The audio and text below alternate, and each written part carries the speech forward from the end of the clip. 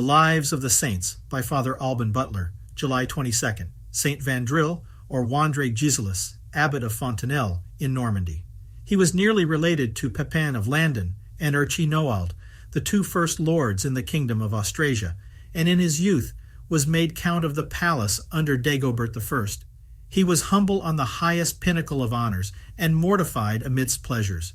To retrieve himself from the dissipation and other ill effects of which hurry and much conversation with the world are dangerous occasions, he frequently retired into his closet, and there conversed much with God by devout prayer, and with himself by serious consideration on his own duties, condition, and spiritual miseries. In compliance with the will of his parents, he took to wife a virtuous and noble lady, but on the very day of his marriage obtained her consent that they should both consecrate their virginity to God, which they did by a mutual vow on the same day.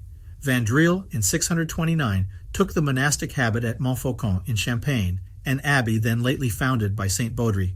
He afterward built a monastery upon his own estate, called Elisang. In order to perfect himself in the most approved rules and exercises of an ascetic or monastic life, he took a journey to Bobbio and to Rome. After his return into France, he spent 10 years in the monastery of Romans on the Isère, after which term, with the blessing of his abbot, he repaired to Saint Ouen, Archbishop of Rouen, by whom he was some time after ordained priest. In 648, the saint founded the famous monastery of Fontenelle, 5 leagues below Rouen, in the territory of Caux, in which he in a short time saw himself at the head of 300 monks.